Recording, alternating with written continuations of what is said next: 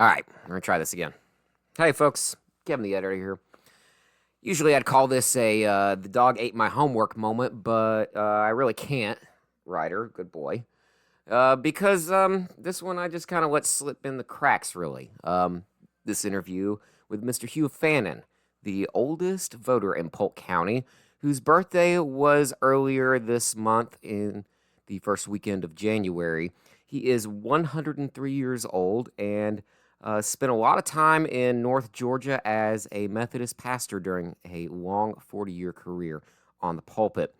Apologies to Mr. Fannin and his family for taking so long to get this out to everyone, but I've been very busy on some other projects that I'll get to in the next video that y'all will see from me. So enjoy this one, kick back and relax, and thank you again to Mr. Fannin for the opportunity to sit down and talk with you for the extended time that you gave me.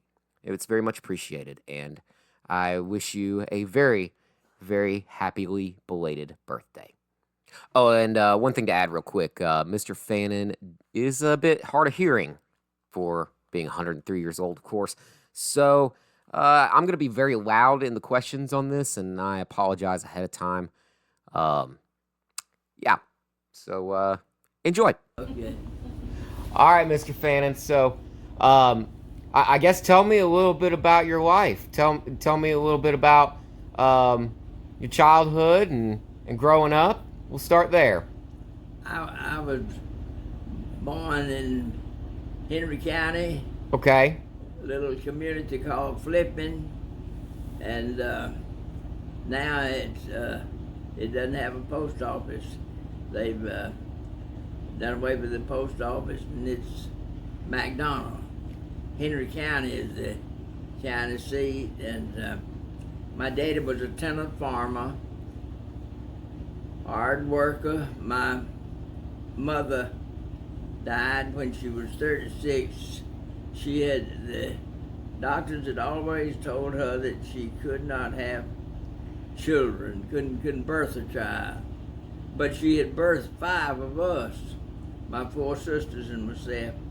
And when she was trying to birth the 6th one, it did take her life, and the baby too. And but my daddy, as I said, was a tenant farmer, hard worker. And back in 1935, when my mother died, I was just 13 years old. There was hardly any employment there was nothing for the farmers to do except just farm. Right. And, During the Depression. That's right. It was difficult times, and after my daddy had, of course, with us 5 children, my 15-year-old sister, she just stepped in there as the cook and housekeeper, and did a wonderful job. And the thing about it, my mother and daddy both died kind of young. We wondered about our genes, but every one of us have lived.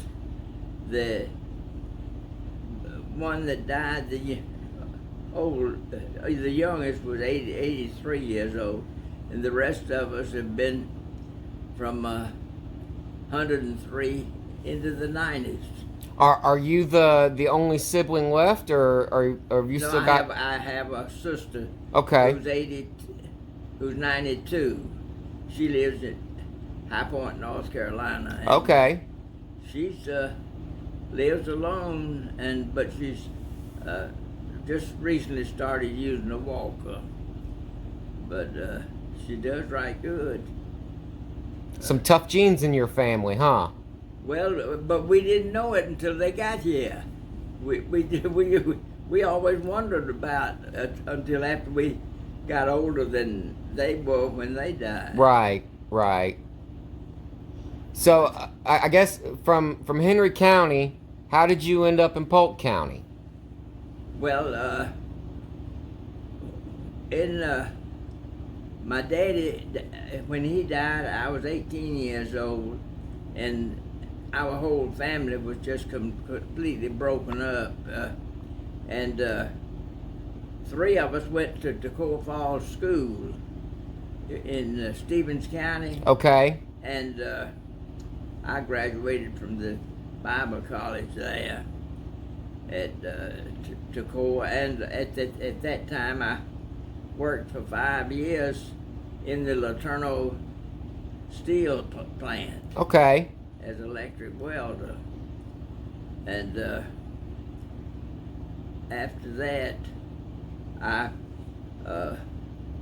was licensed to preach in the Methodist Church, and took my first appointment at Dillon, Georgia, which is we lived about a mile from the North Carolina line. Okay. And I had 5 churches on my first appointment: Dillon, Mountain City, Tiger, Antioch, and Mount Pleasant. I think that's all of them. I hope I didn't leave one out. But some of those churches now are full-time churches, and maybe 1 or 2 of them might not be in existence. I'm not sure. So when you were pastor there for Tiger and the different churches, did you hop from one church to the other on Sundays? I pastored those 5 churches. That's right. I was the. How did that work? Did you just have to hop from one Sunday to the next? I did, and had some church services in the afternoon, and it's certainly not an ideal situation because you just see it kind of floating around, and you don't really get to establish a good relationship with the people, because in some of those times I'd like have the service at 11 o'clock and go right straight to another church and have it at about 12 o'clock. So you ended up in Polk County because the church moved you here at some point. But see, I had served Dillon, that apartment. Then I went from there to Dawsonville, Woodstock, Athens. From Athens, I went to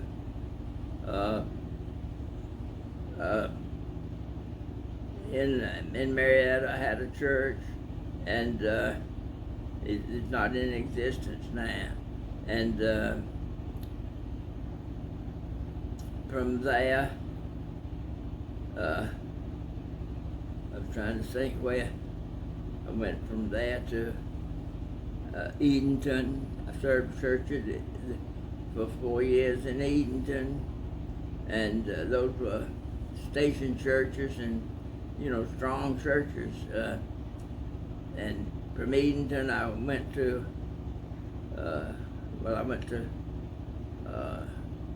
Norcross and McDonough.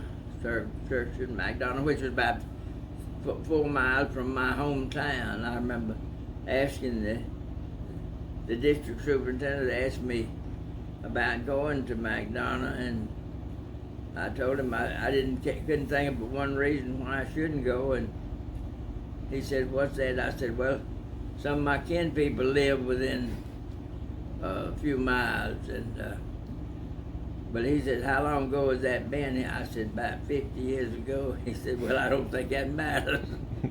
And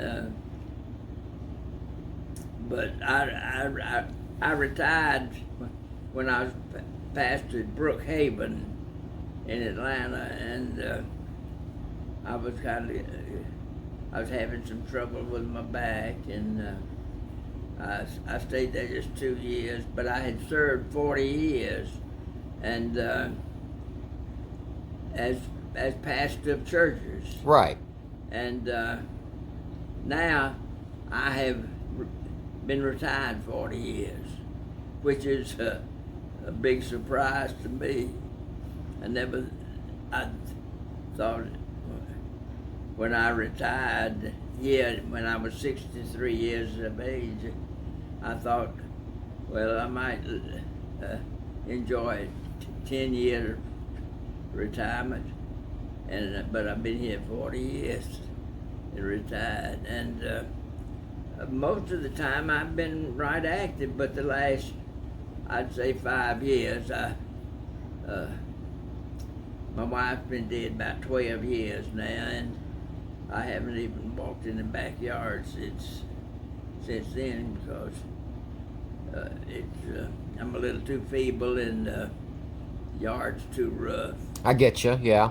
That's right. What made you decide way back when to become a preacher man? What's that? What made you decide way back when you were younger and going to school? What made you want to become a preacher man? Well, of course, I was in school there at Toccoa. Right. And that was, I finished high school. It was the high school there. And then I just started to school, going to the Bible school. I really wasn't sure what I wanted to do. And even after I was licensed to preach, I wasn't too sure that I would end up being a pastor. I remember the committee asking me one time when they were examining me, a large group of men, about going into the ministry. They said, "What do you plan to do if we don't approve you?" And I said, "Well, I wasn't sure that the Lord called me to be a Methodist preacher. I felt like He had just called me to preach." And that was the answer I gave Him. And looking back, I was glad I thought I gave Him the right answer. But I never have doubted my call to the ministry. One moment I felt sure that He had called me, and the Lord had helped me along the way because, and I've always felt like that I had met some people and had some people in my church that were far better Christians and stronger people than I was, and they challenged me really and inspired me and thrilled me too, looking back.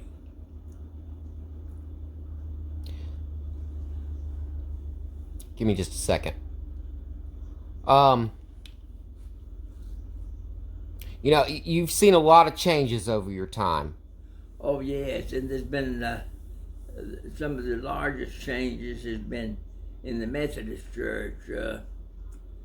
A lot of the changes, in fact, there's been so many changes, and I have been out of the ministry for so long till I have. I'm really out of touch with the church. Has the leadership in the church, the top leadership. I have felt like had not served the church well because and then of course that's just my opinion. They didn't ask me, but they have they wanted a split in the church that because there was so much strong division in it from the standpoint of gender, and so they have welcomed and sought the split in the church, and it has occurred, and I don't know how it'll work out, but but the local churches seem to be doing right good. The one down here, some of the churches have just completely closed up. That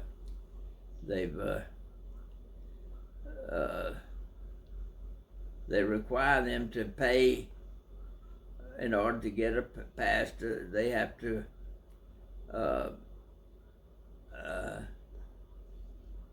the two things they have to do. They have to provide health care, which everybody needs now. Right, of course. To the minister, plus pay for his pension. And if they don't do that, they don't guarantee them a pastor. And some of them either can't or decide not to. But they need that. I agree with it. Our church has always done that. They saw to it that those two items were taken care of. Rolling back to my question, you kind of interrupted me there, and I'm fine listening to that, of course. Okay. But you've seen a lot of changes in your life, from politics to technology. Is there anything that stands out to you? Because you went from Model Ts when you were a kid, essentially, to electric cars now. You know, airplanes that were biplanes to rocket ships, kind of thing. Is there something that really sticks out to you that just amazes you? The thing when I was brought up there flipping, it was a sight for a car to pass by, because you just had very few automobiles on the road, and I remember we used to tie a string on a pocketbook and put it out in the road, because the cars would just come by, real slow, and then when they started to stop to pick up the pocketbook, we'd pull it off with a string. and that was our entertainment, really. We would hear and it was funny now. But as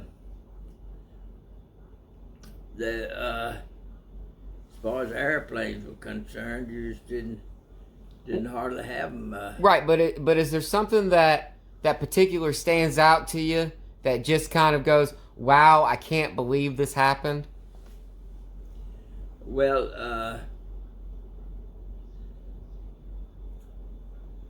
I'm just trying to think. Things have just happened. So, actually, the thing that has already almost blown my mind is the way taking a photograph. It's, just almost like using your phone for it. Or two ago, you were taking with the camera, and now everybody takes that little electric camera that they have in the hand. And I've said that everybody that has it used to, I think that a lot of your colleges weren't certified because they didn't have a library. But now, everybody that has a camera, they have Carnegie Library or Emory Library in their hand. You can go and take online college courses for free that Harvard offers, for instance, and all these other colleges. You can go on. Now, they don't give you credit for them because you're not paying for it, but you can go and do that. Like you absolutely can, and it's just it's amazing and wonderful, really. But just like you, she just recently got her college degree from I've forgotten where you said you got it, but she got it online. Congratulations. Well, I graduate next year. Okay, well, close enough. Thank you. And sitting right here, getting a lot of your schooling, didn't you? Yes, sir, I did. And, Is there a particular decade that you remember that was your favorite? Like the 50s or the 60s, that kind of thing? I've tried to, I can't, they've all been, the changes have been so, some of them have been so, I don't know how to describe it, so real, and some of them surprising, some of the changes that, especially in our Methodist church, when we they a lot of things happened that was surprised me, but now hardly nothing to surprise you. It happens so fast that, but I can't think of anything really to. Okay. Okay. So being 103, you've got to have made some good decisions in your life to make sure that you could get there. Do you have thoughts on that, or advice to give to people on how? I have difficulty hearing. I can't get the first part of your question. Do you have advice for people on how to live so long since you've made it to 103? Well, of course, I just kid people when they ask me about it. I say, well, I smoke 3 packs of cigarettes a day and drank a pint of whiskey, but then I laugh and say, you know good and well, if I did that, I wouldn't be sitting here. And because I never did smoke, I can't say I never have smoked a cigarette. I've smoked a few, but never had the habit. And I certainly never had the habit of alcohol. But I've told my boys that I think my family had the genes that they better not bother the alcohol, because I had too many of my close relatives that just didn't know how to just take a drink and leave it alone. They drank too much. Did you get to travel a lot in your ministry to different places besides Georgia? My whole ministry was in North Georgia. Right, but did you get to like go on mission trips and places like that? Well, I went to one trip to Egypt.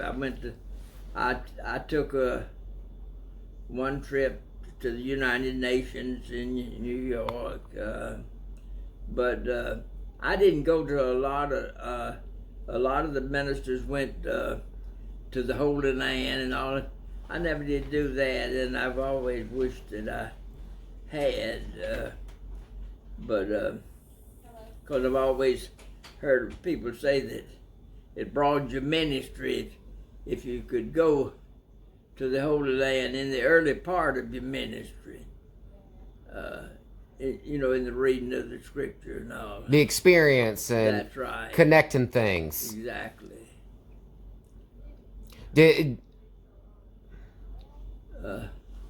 I don't know how to ask this question. Hold on. Are there things that you wish you would have done? Well, looking back on it all. One of the things I've always been glad that I didn't do, some ministers talk about their family a lot in the pulpit, and I've always been glad that I didn't take my family to the pulpit with me, because a lot of times, especially if you got, in our case, we had 4 children, there are a lot of times that you're having family problems, and there were times that I wasn't really fit to go to preach, really, and I thought, been so glad that I didn't go in the pulpit and share our family problems with the congregation, because they have theirs. They don't need, and I was thankful for that. But there's a lot of difficulties in the ministry. There's some now, both the husband and the wife, especially in the Methodist Church. For instance, we've had several women who have been the pastor down at here, the Rockmar Church, and had an effective ministry too.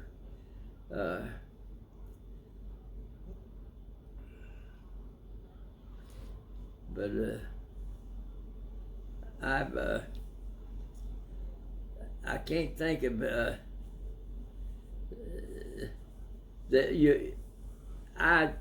in moving around from 4 to 5 years, you feel like I felt like I was never asked to leave a church, and I always kind of judged whether I felt like I had done the best, as much as good as I could, and then I would tell the district superintendent that he could either move me or if he wanted me to stay. But our congregations have always been, I felt like, kind and compassionate toward us. They'd ask us to stay.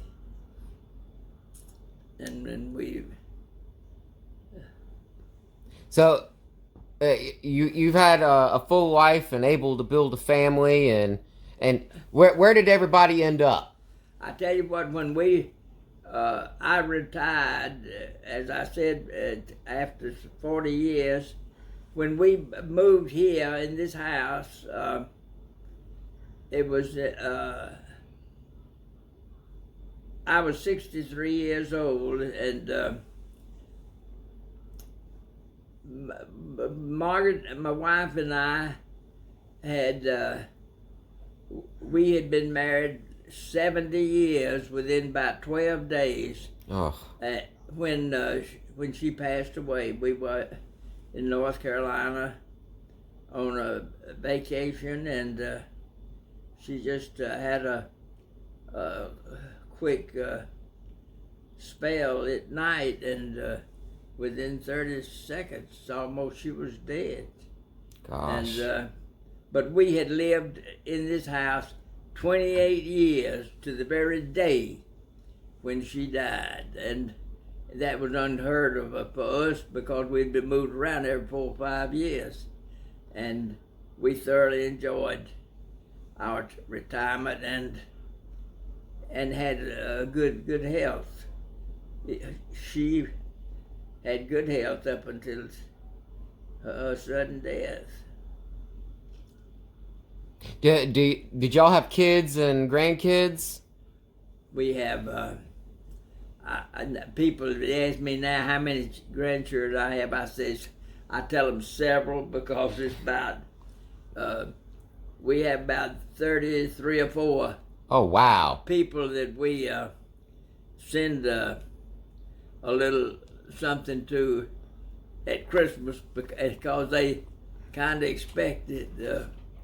It's a lot, I would imagine. Well, for grandchildren and great-grandchildren, they do add up, because with 4 children, they each have their children, and the family is large. Is most everybody local, or are they spread out all over the place? Well, we have some of them live in Florida and some in North Carolina. We have a reunion every year, and most of the time we meet at Salisbury, North Carolina, where a couple of my sisters have houses on the lake. And, Okay. we have managed to. Our reunion lasts about 3 days, which is unusual for most people, and sometimes we have from 50 to 75 people there. That night that my wife died, 44 of them had come in that day, which was on a Thursday night, and of course it lasted through Sunday, so we have a real good time, and it kind of has kept the family ties together. I know the other night when we had my celebration for my 103rd birthday, we had some people from Florida came up, and then some from North Carolina that came down. And it was just a joyful time. Now, I'll leave this last thing for you. Is there anything you want to tell people that they should know or they should think about as they're getting older? I don't hear. It's okay. I'm sorry. What would you like to tell people to think about as they're getting older? Well, I tell just about everybody that comes in to see me that living as long as I have, I tell them, if I have changed my address, it's up. When I change my address, I expect to go up. And I've tried to encourage people to be faithful to Christ, to follow Him. And I've told a lot of young people, I've said, if when you get to be a teenager and the boys start looking at you and wanting to go out with you, if they won't work and if they won't go to school and study, I said, don't even give them a date.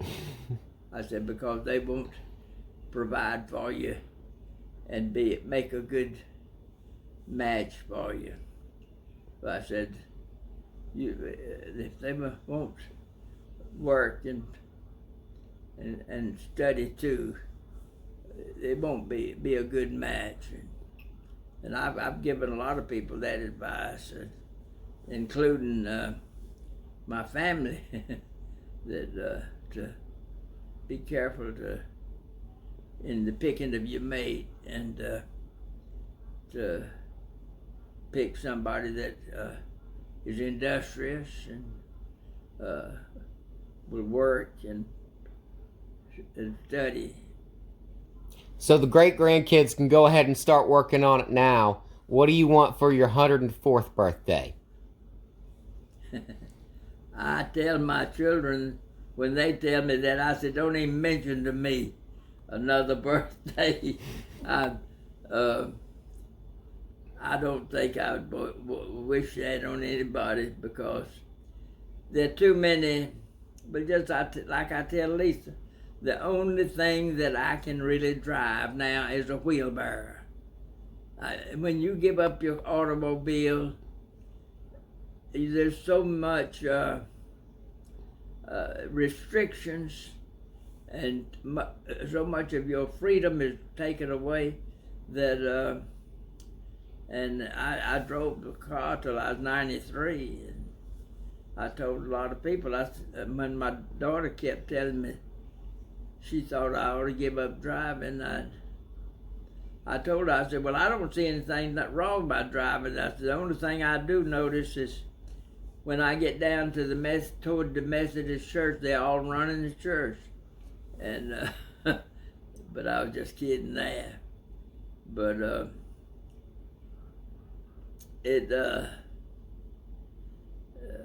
that's one of the things is a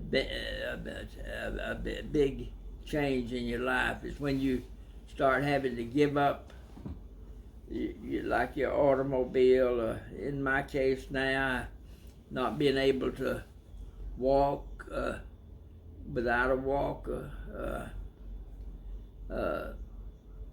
and those are things that it's just a part of. You just have to be thankful. I'm so thankful that I'm not in pain. That I'm a lot of things I can't do, but I have very little pain. I take a pain pill. In fact, I took a half one before you came, just to sort of be That's okay. A little relaxed. That's okay. Yeah, I don't mind telling you because it. A lot of times I take it mainly so I'll be calm and relaxed and not. My legs hurt me some, and my hands have been hurting me a lot lately. I think it's arthritis, and sometimes they have they've almost made me cry a few times. They've hurt so, but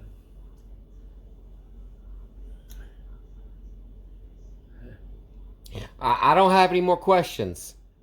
well, it's been a pleasure to meet you. And, It was nice to meet you too, Mr. Fannin.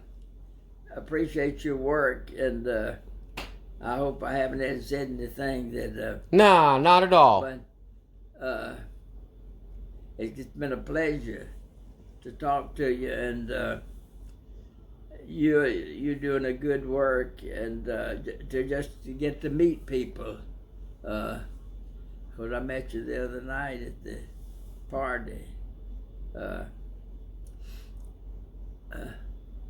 All right, real quick before I go and call this video quits, thanks again for watching through to the end. Make sure to stop by polktoday.com here in the next couple of days. We're going to have a very big sale going on as I get ready to make some announcements. So you should check that out and be able to check out more video like this for subscribers only in the future. It starts at $3.99 for the first month and $4.99 a month after that. Not a bad deal. I'm Kevin, the editor. Thanks for watching this Polk Today video. Kind of a talking points on Polk Today episode. Kind of not. All right. We'll see you next time.